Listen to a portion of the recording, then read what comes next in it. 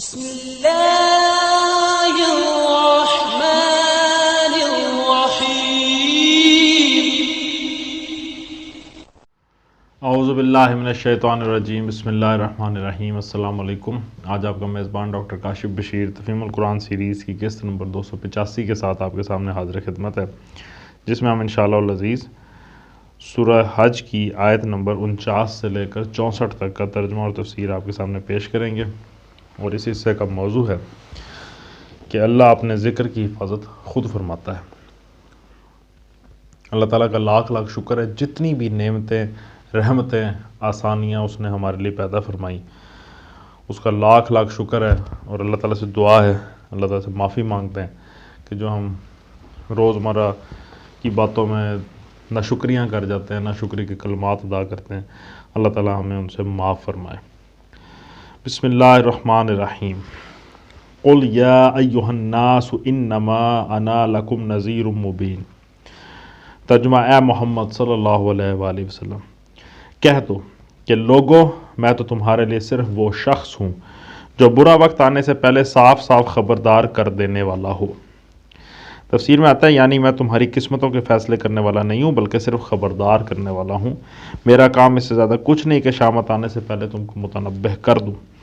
آگے فیصلہ کرنا اللہ کا کام ہے، وہی طے کرے گا کہ کس کو کب تک مہلت دینی ہے اور کب کس صورت میں اس پر عذاب لانا ہے۔ فَالَّذِينَ آمَنُوا وَعَمِلُوا الصَّالِحَاتِ لَهُم مَغْفِرَةٌ وَرِزْقٌ کریم۔ ترجمہ: پھر جو ایمان لائیں گے اور نیک عمل کریں گے ان کے لیے مغفرت ہے اور عزت کی روزی۔ مغفرت سے مراد ہے خطاؤں اور کمزوریوں اور لغزشوں سے چشم پوشی و درگزر۔ رزق کریم کے دو مطلب ہیں، ایک یہ کہ عمدہ رزق، دوسرے یہ کہ عزت کے ساتھ بٹھا کر دیا جائے۔ والذین سعوا فی آیاتنا معاجزین اولئک اصحاب الجحیم۔ ترجمہ: اور جو ہماری آیات کو نیچا دکھانے کی کوشش کریں گے وہ دوزخ کے یار ہیں۔ وما ارسلنا من قبلک من رسول ولا نبی الا اذا تمنى القى الشیطان فی امنیته فینسخ اللہ ما یلقی الشیطان ثم یحکم اللہ آیاته واللہ علیم حکیم۔ ترجمہ: اور اے محمد صلی اللہ علیہ وآلہ وسلم، تم سے پہلے ہم نے نہ کوئی رسول ایسا بھیجا ہے نہ نبی جس کے ساتھ یہ معاملہ نہ پیش آیا ہو کہ جب اس نے تمنا کی شیطان اس کی تمنا میں خلل انداز ہو گیا۔ اس طرح جو کچھ بھی شیطان خلل اندازیاں کرتا ہے اللہ ان کو مٹا دیتا ہے اور اپنی آیات کو پختہ کر دیتا ہے۔ اللہ علیم ہے اور حکیم ہے۔ اے محمد، تم سے پہلے ہم نے نہ کوئی رسول ایسا بھیجا ہے نہ نبی۔ اس حوالے سے تفسیر میں آیا کہ پہلے معنی کے لحاظ سے اس کا مطلب یہ ہے کہ اللہ تعالیٰ شیطان کی، معاف کیجیے گا، آیت میں لفظ استعمال ہوا تمنا کا۔ تمنا کے حوالے سے تفصیل میں آیا کہ تمنا کا لفظ اگر پہلے معنی میں لیا جائے تو مطلب یہ ہوگا کہ شیطان نے دو معنوں کے لیے ویسے اس عربی زبان میں استعمال ہوتا ہے۔ ایک معنی تو وہی ہے جو اردو میں لفظ تمنا کے ہیں، یعنی کسی چیز کی خواہش اور آرزو، اور دوسرے معنی تلاوت کے ہیں، یعنی کسی چیز کو پڑھنا۔ تو اگر تمنا کو پہلے معنی میں لیا جائے تو مطلب یہ ہوگا کہ شیطان نے اس کی آرزو پوری ہونے میں رخنے ڈالے اور رکاوٹیں پیدا کی۔ دوسرے معنی میں لیا جائے تو مراد یہ ہوگی کہ جب بھی اس نے کلام الہی لوگوں کو سنایا، شیطان نے اس کے بارے میں طرح طرح کے شبہے اور اعتراضات پیدا کیے، عجیب عجیب معنی اس کو پہنائے اور ایک صحیح مطلب کے سوا ہر طرح کے الٹے سیدھے مطلب لوگوں کو سمجھائے۔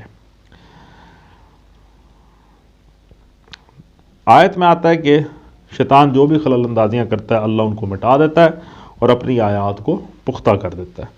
اس حوالے سے تفسیر میں ہے کہ پہلے معنی کے لحاظ سے اس کا مطلب یہ ہے کہ اللہ تعالیٰ شیطان کی خلل اندازیوں کے باوجود آخرکار نبی کی تمنا کو، اور آخر نبی کی تمنا اس کے سوا کیا ہو سکتی ہے کہ اس کے مساعی برابر ہوں اور اس کا مشن فروغ پائے، پورا کرتا ہے۔ اس تمنا کو اللہ تعالیٰ پورا فرماتے ہیں اور اپنی آیات کو، یعنی ان وعدوں کو جو اس نے نبی سے کیے تھے، پختہ اور اٹل وعدے ثابت کر دیتا ہے۔ دوسرے معنی کے لحاظ سے مطلب یہ نکلتا ہے کہ شیطان کے ڈالے ہوئے شبہات و اعتراضات کو اللہ رفع کر دیتا ہے، اور ایک آیت کے بارے میں جو الجھنیں وہ لوگوں کے ذہنوں میں ڈالتا ہے انہیں بعد کی کسی واضح تر آیت سے صاف کر دیا جاتا ہے۔ اللہ علیم ہے اور حکیم، یعنی وہ جانتا ہے کہ شیطان نے کہاں خلل اندازی کی اور اس کے کیا اثرات ہوئے، اور اس کی حکمت ہر شیطانی فتنے کا توڑ کر دیتی ہے۔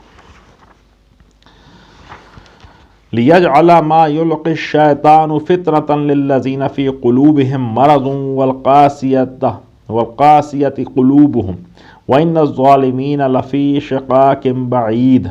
ترجمہ، تاکہ شیطان کی ڈالی ہوئی خرابی کو فتنہ بنا دے ان لوگوں کے لیے جن کے دلوں کو نفاق کا روگ لگا ہوا ہے اور جن کے دل کھوٹے ہیں۔ حقیقت یہ ہے کہ یہ ظالم لوگ عناد میں بہت دور نکل گئے ہیں۔ وَلِيَعْلَمَ الَّذِينَ أُوتُوا الْعِلْمَ أَنَّهُ الْحَقُّ مِنْ رَبِّكَ فَيُؤْمِنُوا بِهِ فَتُخْبِتَ لَهُ قُلُوبُهُمْ وَإِنَّ اللَّهَ لَهَادِ الَّذِينَ آمَنُوا إِلَى صِرَاطٍ مُسْتَقِيمٍ۔ ترجمہ، اور علم سے بہرہ مند لوگ جان لیں کہ یہ حق ہے تیرے رب کی طرف سے، اور وہ اس پر ایمان لے آئیں اور ان کے دل اس کے آگے جھک جائیں۔ یقیناً اللہ ایمان لانے والوں کو ہمیشہ سیدھا راستہ دکھا دیتا ہے۔ تفصیل میں آتا ہے، یعنی شیطان کی ان فتنہ پردازیوں کو اللہ نے لوگوں کی آزمائش اور کھرے کو کھوٹے سے جدا کرنے کا ایک ذریعہ بنا دیا ہے۔ بگڑی ہوئی ذہنیت کے لوگ انہی چیزوں سے غلط نتیجے اخذ کرتے ہیں اور یہ ان کے لیے گمراہی کا ذریعہ بن جاتی ہیں۔ صاف ذہن کے لوگوں کو یہی باتیں نبی اور کتاب اللہ کے برحق ہونے کا یقین دلاتی ہیں، اور وہ محسوس کر لیتے ہیں کہ یہ سب شیطان کی شرارتیں ہیں، اور یہ چیز انہیں مطمئن کر دیتی ہے کہ یہ دعوت یقیناً خیر اور راستے کی دعوت ہے، اور ورنہ شیطان اس پر اس قدر نہ تلملاتا۔ سلسلہ کلام کو نظر میں رکھ کر دیکھا جائے تو ان آیات کا مطلب صاف سمجھ میں آ جاتا ہے۔ نبی صلی اللہ علیہ وآلہ وسلم کی دعوت اس وقت جس مرحلے میں تھی، اس کو دیکھ کر تمام ظاہر بین نگاہوں میں یہ دھوکہ کھا رہی تھی کہ آپ اپنے مقصد میں ناکام ہو گئے۔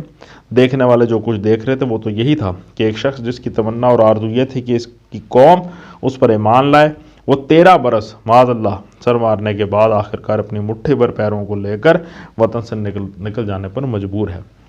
اس صورتحال میں جب لوگ آپ کے اس بیان کو دیکھتے ہیں کہ میں اللہ کا نبی ہوں اور اس کی تائید میرے ساتھ ہے، اور قرآن کے ان اعلانات کو دیکھتے تھے کہ نبی کو جھٹلا دینے والی قوم پر عذاب آ جاتا ہے، تو انہیں آپ کی اور قرآن کی صداقت نعوذ باللہ مشتبہ نظر آنے لگتی تھی، اور آپ کے مخالفین اس پر بڑھ بڑھ کر باتیں بناتے تھے کہ کہاں گئی وہ خدا کی تائید اور کیا ہوئی وہ عذاب کی باتیں، اب کیوں نہیں آ جاتا وہ عذاب جس کے ہم کو ڈراوے دیتے تھے۔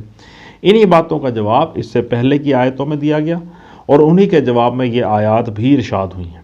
پہلے کی آیتوں میں جواب کا رخ کفار کی طرف تھا، اور ان آیتوں میں اس کا رخ ان لوگوں کی طرف ہے جو کفار کے پروپیگنڈے سے متاثر ہو رہے تھے۔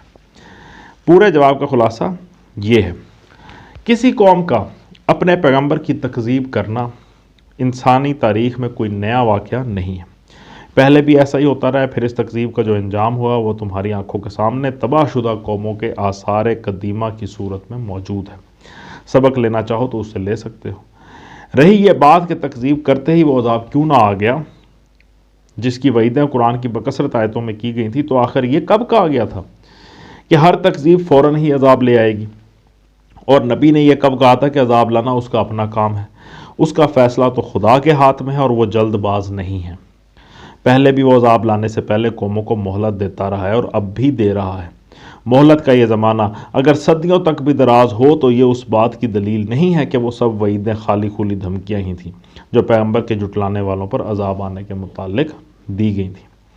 پھر یہ بات بھی کوئی نئی نہیں ہے کہ پیغمبر کی آرزوؤں اور تمناؤں کے بارآنے میں رکاوٹیں واقع ہوں، یا اس کی دعوت کے خلاف جھوٹے الزامات اور طرح طرح کے شبہات و اعتراضات کا ایک طوفان اٹھ کھڑا ہو۔ یہ سب کچھ بھی تمام پچھلے پیغمبروں کی دعوتوں کے مقابلے میں ہو چکا ہے، مگر آخر کار اللہ تعالیٰ ان شیطانی فتنوں کا استحصال کرتا ہے، رکاوٹوں کے باوجود دعوت حق فروغ پاتی ہے، اور محکم آیات کے ذریعے شبہات کے رخنے بھر دیے جاتے ہیں۔ شیطان اور اس کے چیلے ان تدبیروں سے اللہ کی آیات کو نیچا دکھانا چاہتے ہیں، مگر اللہ انہی کو انسانوں کے درمیان کھوٹے اور کھرے کی تمیز کا ذریعہ بنا دیتا ہے۔ اس ذریعے سے کھرے آدمی دعوت حق کی طرف کھنچ جاتے ہیں، اور کھوٹے لوگ چھٹ کر الگ ہو جاتے ہیں۔ ولا يزال الذين كفروا في مرية منه حتى تأتيهم الساعة بغتة أو يأتيهم عذاب يوم عقيم۔ ترجمہ، انکار کرنے والے تو اس کی طرف سے شک ہی میں پڑے رہیں گے یہاں تک کہ یا تو ان پر قیامت کی گھڑی اچانک آ جائے یا ایک منحوس دن کا عذاب نازل ہو جائے۔ تفسیر میں آتا ہے کہ اصل میں لفظ عقیم استعمال ہوا جس کا لفظی ترجمہ بانجھ ہے۔ دن کو بانجھ کہنے کے دو معنی ہو سکتے ہیں، ایک یہ کہ وہ ایسا منحوس دن ہو جس میں کوئی تدبیر کارگر نہ ہو، ہر کوشش الٹی پڑے اور ہر امید مایوسی میں تبدیل ہو جائے۔ دوسرے یہ کہ وہ ایسا دن ہو جس کے بعد رات دیکھنی نصیب نہ ہو۔ دونوں صورتوں میں مراد ہے وہ دن جس میں کسی قوم کی بربادی کا فیصلہ ہو جائے۔ مثلا جس روز قوم نوح پر طوفان آیا وہ اس کے لیے بانجھ دن تھا۔ اسی طرح عاد، سمود، قوم لوط، اہل مدین اور دوسری سب تباہ شدہ قوموں کے حق میں عذاب الہی کے نزول کا دن بانجھ ہی ثابت ہوا، کیونکہ اس امروز کا کوئی فردہ پھر وہ نہ دیکھ سکے اور کوئی چارہ گری ان کے لیے ممکن نہ ہوئی جس سے وہ اپنی قسمت کی بگڑی بنا سکتے۔ الملک یومئذ للہ یحکم بینہم فالذین آمنوا وعملوا الصالحات فی جنات النعیم۔ ترجمہ، اس روز بادشاہی اللہ کی ہوگی اور وہ ان کے درمیان فیصلہ کر دے گا۔ جو ایمان رکھنے والے اور عمل صالح کرنے والے ہوں گے وہ نعمت بھری جنتوں میں جائیں گے۔ والذین کفروا وکذبوا بآیاتنا فاولئک لہم عذاب مہین۔ ترجمہ، اور جنہوں نے کفر کیا ہوگا اور ہماری آیات کو جھٹلایا ہوگا ان کے لیے رسوا کن عذاب ہوگا۔ والذین ہاجروا فی سبیل اللہ ثم قتلوا او ماتوا لیرزقنہم اللہ رزقا حسنا وان اللہ لہو خیر الرازقین۔ ترجمہ، اور جن لوگوں نے اللہ کی راہ میں ہجرت کی پھر قتل کر دیے گئے یا مر گئے اللہ ان کو اچھا رزق دے گا اور یقیناً اللہ ہی بہترین رازق ہے۔ لَيُدْخِلَنَّهُمْ مُدْخَلًا يَرْضَوْنَهُ وَإِنَّ اللَّهَ لَعَلِيمٌ حَلِيمٌ۔ ترجمہ، وہ انہیں ایسی جگہ پہنچائے گا جس سے وہ خوش ہو جائیں گے، بے شک اللہ علیم اور حلیم ہے۔ تفسیر میں آتا ہے علیم ہے، یعنی وہ جانتا ہے کہ کس نے فی الحقیقت اسی کی راہ میں گھر بار چھوڑا ہے اور وہ کس انعام کا مستحق ہے۔ حلیم ہے، یعنی اس ایسے لوگوں کی چھوٹی چھوٹی لغزشوں اور کمزوریوں کی وجہ سے ان کی بڑی بڑی خدمات اور قربانیوں پر پانی پھیر دینے والا نہیں ہے۔ وہ ان سے درگزر فرمائے گا اور ان کے قصور معاف کر دے گا۔ ذالک ومن عاقب بمثل ما عوقب به ثم بغی علیہ لینصرنہ اللہ ان اللہ لعفو غفور۔ ترجمہ، یہ تو ہے ان کا حال، اور جو کوئی بدلہ لے ویسا ہی جیسا اس کے ساتھ کیا گیا اور پھر اس پر زیادتی بھی کی گئی ہو تو اللہ اس کی مدد ضرور کرے گا۔ اللہ معاف کرنے والا اور درگزر کرنے والا ہے۔ تفسیر میں آتا ہے کہ پہلے ان مظلوموں کا ذکر تھا جو ظلم کے مقابلے میں کوئی جوابی کارروائی نہ کر سکے ہوں، اور یہاں ان کا ذکر ہے جو ظالموں کے مقابلے میں قوت استعمال کریں۔ امام شافعی رحمۃ اللہ علیہ نے اس آیت سے یہ استدلال کیا ہے کہ قصاص اسی شکل میں لیا جائے گا جس شکل میں ظلم کیا گیا ہو۔ مثلا کسی شخص نے اگر آدمی کو ڈبو کر مارا ہے تو اسے بھی ڈبو کر مارا جائے گا، اور کسی نے جلا کر مارا ہے تو اسے بھی جلا کر مارا جائے گا۔ لیکن حنفیہ اس بات کے قائل ہیں کہ قاتل نے قتل خواہ کسی طریقے سے کیا ہو، اس سے قصاص ایک ہی معروف طریقے پر لیا جائے گا۔ آیت کے آخر میں آیا کہ اللہ معاف کرنے والا اور درگزر کرنے والا ہے۔ تفسیر میں آتا ہے اس آیت کے دو مطلب ہو سکتے ہیں اور غالباً دونوں ہی مراد ہیں۔ ایک یہ کہ ظلم کے مقابلے میں جو کشت و خون کیا جائے وہ اللہ کے ہاں معاف ہے، اگرچہ کشت و خون بجائے خود اچھی چیز نہیں ہے۔ دوسرے یہ کہ اللہ جس کے تم بندے ہو عفو و درگزر کرنے والا ہے، اس لیے تم کو بھی جہاں تک تمہارے بس میں ہو عفو و درگزر سے کام لینا چاہیے۔ اہل ایمان کے اخلاق کا زیور یہی ہے کہ وہ حلیم، عالی ظرف اور متحمل ہوں۔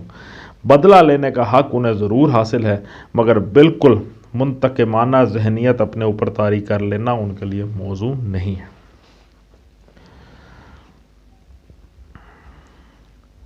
ذالک بأن اللہ یولج اللیل فی النہار ویولج النہار فی اللیل وأن اللہ سمیع بصیر۔ ترجمہ، یہ اس لیے کہ رات سے دن اور دن سے رات نکالنے والا اللہ ہی ہے اور وہ سمیع و بصیر ہے۔ تفسیر میں آتا ہے اس پیراگراف کا تعلق اوپر کے پورے پیراگراف سے ہے، نہ کہ صرف قریب کے آخری فقرے سے، یعنی کفر و ظلم کی روش اختیار کرنے والوں پر عذاب نازل کرنا، مومن و صالح بندوں کو انعام دینا، مظلوم اہل حق کی داد رسی کرنا اور طاقت سے ظلم کا مقابلہ کرنے والے اہل حق کی نصرت فرمانا۔ یہ سب کس وجہ سے؟ اس لیے کہ اللہ کی صفات یہ ہیں۔ پھر آیا کہ رات سے دن اور دن سے رات نکالنے والا اللہ ہی ہے، یعنی کہ تمام نظام کائنات پر وہی حاکم ہے، اور گردش لیل و نہار اسی کے قبضہ قدرت میں ہے۔ اس ظاہری معنی کے ساتھ اس فکرے میں ایک لطیف اشارہ اس طرف بھی ہے کہ جو خدا رات کی تاریکی میں سے دن کی روشنی نکال لاتا ہے اور چمکتے ہوئے دن پر رات کی ظلمت طاری کر دیتا ہے، وہی خدا اس پر بھی قادر ہے کہ آج جن کے اقتدار کا سورج نصف النہار پر ہے، ان کے زوال و غروب کا منظر بھی دنیا کو جلدی ہی دکھا دے، اور کفر و جہالت کی جو تاریکی اس وقت حق و صداقت کی فجر کا راستہ روک رہی ہے، وہ دیکھتے ہی دیکھتے اس کے حکم سے چھٹ جائے، اور وہ دن نکل آئے جس میں راستی اور علم و معرفت کے نور سے دنیا روشن ہو جائے۔ آیت کے آخر میں آیا کہ وہ سمیع و بصیر ہے، یعنی کہ وہ دیکھنے اور سننے والا خدا ہے، اندھا بہرا نعوذ باللہ نہیں۔ ذالک بان اللہ هو الحق وان ما يدعون من دونه هو الباطل وان اللہ هو العلی الکبیر۔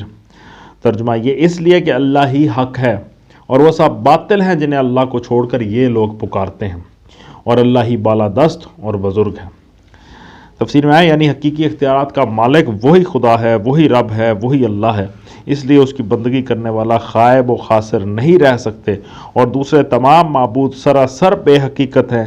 ان کو جن صفات اور اختیارات کا مالک سمجھ لیا گیا ہے ان کی سرے سے کوئی اصلیت نہیں ہے، اس لیے خدا سے منہ موڑ کر ان کے اعتماد پر جینے والے کبھی فلاح و کامرانی سے ہمکنار نہیں ہو سکتے۔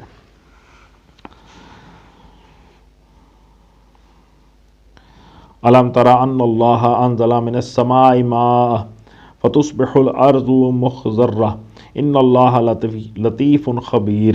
ترجمہ کیا تم دیکھتے نہیں ہو کہ اللہ آسمان سے پانی برساتا ہے اور اس کی بدولت زمین سرسبز ہو جاتی ہے؟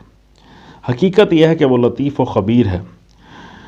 تفسیر میں آیا یہاں پھر ظاہر مفہوم کے پیچھے ایک لطیف اشارہ ہے۔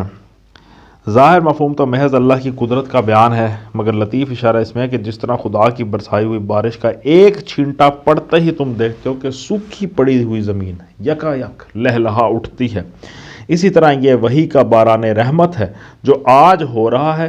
ان قریب تم کو یہ منظر دکھانے والا ہے کہ یہی عرب کا بنجر ریگستان علم اور اخلاق اور تہذیب صالح کا وہ گلزار بن جائے گا جو چشم فلک نے کبھی نہ دیکھا تھا۔ آخر میں آیا کہ حقیقت یہ ہے کہ وہ لطیف و خبیر ہے۔ تفسیر میں آتا ہے لطیف ہے یعنی غیر محسوس طریقے سے اپنے ارادے پورے کرنے والا ہے۔ سبحان اللہ۔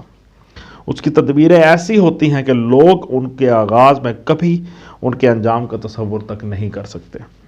لاکھوں بچے دنیا میں پیدا ہوتے ہیں، کون جان سکتا ہے کہ ان میں سے کون ابراہیم ہے جو 3/4 دنیا کا روحانی پیشوا ہوگا، اور کون چنگیز ہے جو ایشیا اور یورپ کو تہوبالا کر ڈالے گا۔